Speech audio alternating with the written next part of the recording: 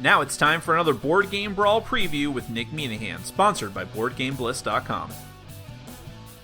Hey now, my name is Nick, this is Board Game Brawl, and today we're going to be taking a look at a game that will soon be seeking funding on Kickstarter. That game is called Mo Monsters, Mo Problems, and is from designer Anthony Tunis and his company Twiz Entertainment. Now, if you like what you see throughout the rest of this preview video, I'm going to encourage you to go to the official Kickstarter project page when the project launches. When it does, I'm going to have a link at the bottom of your screen now, and then at the end of the video, and also down in the description section of the video, and that will take you to the page, and you can find out more information, and hopefully consider backing the project.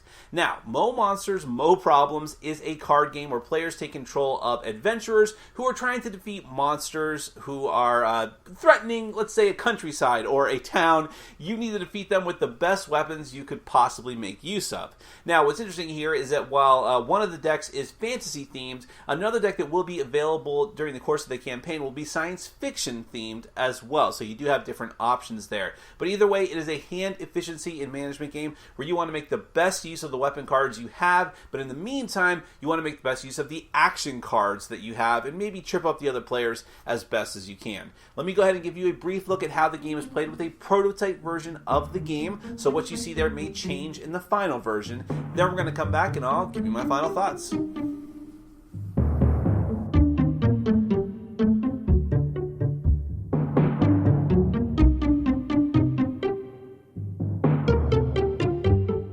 Alright, let me give you a brief rundown of Mo Monsters, Mo Problems. This is a competitive game for 3 to 6 players, although there is a solitaire variant as well, which will be included with the rules.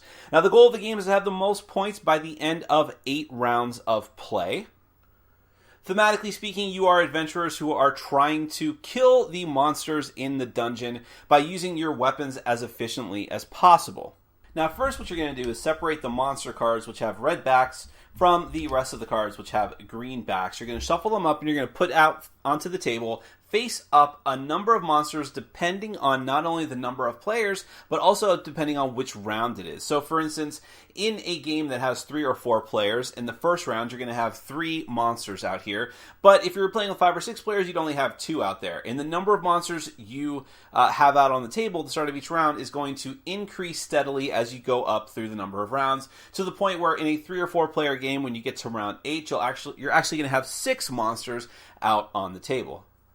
Now, what you're trying to do in this game on your turn is have weapons in your hand whose value is enough to defeat all the monsters out there on the table. But that's going to the way that's determined is going to change depending on whether you're in an odd-numbered round or an even-numbered round. On odd-numbered rounds, the total value of all your weapons must be equal to or greater than the combined total hit points of all the monsters on the table. On even-numbered rounds, it must be exactly equal. So this adds some variance to gameplay as you go through the different rounds. And just to show you that a little more close up, here are some examples of some of the weapon cards that you're going to find in the deck. You have wands, axes, swords, there's warhammers, so on and so forth. They all have a strength value, and they are exactly what you need in this game in order to win the round. But they are not the only card in the general deck. You also have crossbows, which might look like they're a weapon, but in actuality, they are their own thing. In this case, you can actually use the crossbows on other players. You put them in front of the other players, and for every 2 crossbows that a player gets stuck with at the end of the round, they're going to lose a point. You also have action cards like Switcheroo, which says that you choose another player and you swap hands with them. Or Blind Luck, which says that choose another player. You must pick a card at random from their hand and swap it with any other card from your hand. A living weapon counts as a weapon, and you can choose its value from 1 to 6, and there are no other 1s in the deck, so that can be very useful to have the living weapon. And then the wizard card, you can look at the top 3 cards of the deck and keep 1, place the remaining cards on the bottom of the deck. Playing this card does not end your turn. And these are not all the action cards in the deck, those are just some examples that I wanted to show you.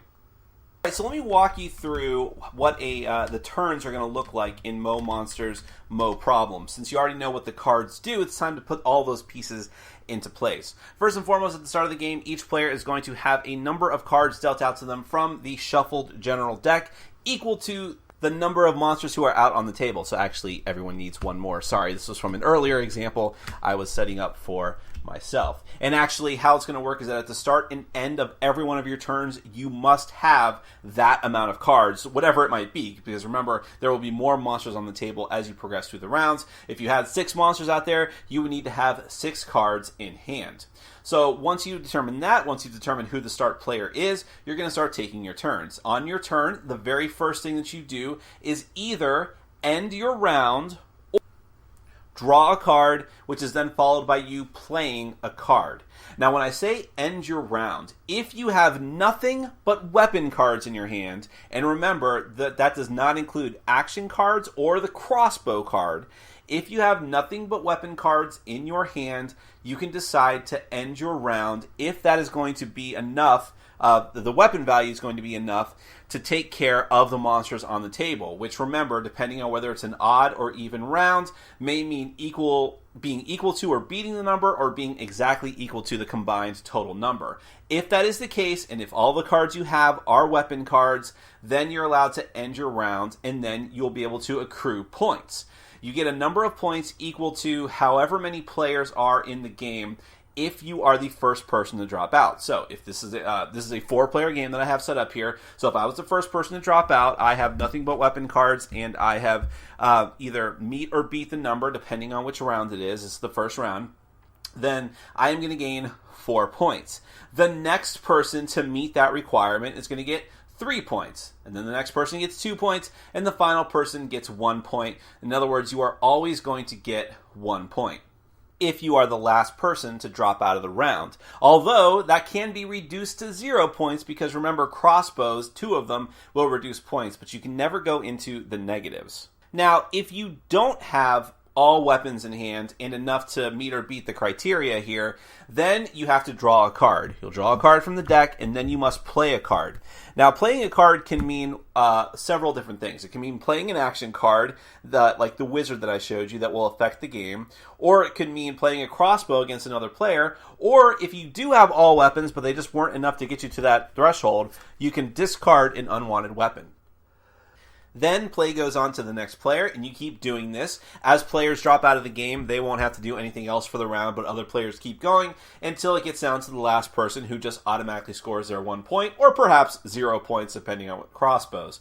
Then you reshuffle all the monsters back into the monster deck, deal out a number of monsters equal to wherever you are in the round order, and then you do it again. After each round, you keep track of score on a separate sheet of paper and score pad, and then at the end of the game, at the end of 8 rounds of play, you add up all of your scores and determine who has the most points and who, therefore, is the winner of the game. Ties going to the person who won the most rounds, in other words, got the maximum score by dropping out first in each round. That is Mo Monsters, Mo Problems. Let's get to my final thoughts. First off, I'll reiterate, as I said in my intro, that there will be a sci-fi version of this game that will be able to pledge to during the Kickstarter campaign, so just keep that in mind. Now, as far as what Mo Monster, Mo Problems brings to the table, first off, regardless of what theme that you're going to use, it is this interesting mix of the players who are supposed to be like working together because they are adventurers working with each other, but of course you're trying to hot dog it and take out more monsters than the other guys do. And if you have to shoot them with a couple of crossbow bolts or possibly laser guns, well, there you go. Sometimes that stuff just has to happen.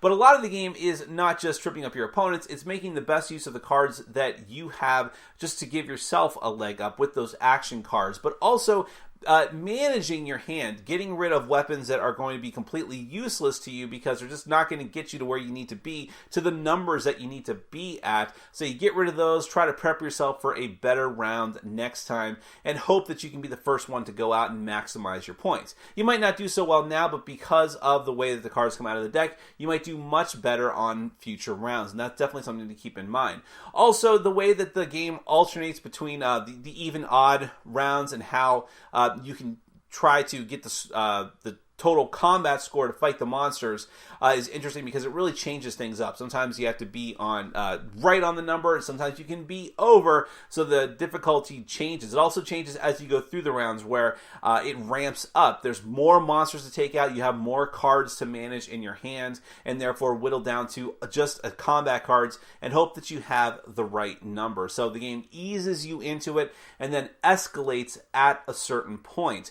And I think that this game is going to appeal to not only people that like those science fiction and fantasy themes and want maybe a lighter filler game that still has some strategy to it, to play in between maybe bigger games with those same kind of themes, but also anyone that likes hand management card games and being as efficient as possible with your actions. Some take that elements to trip up your opponents, and so on and so forth.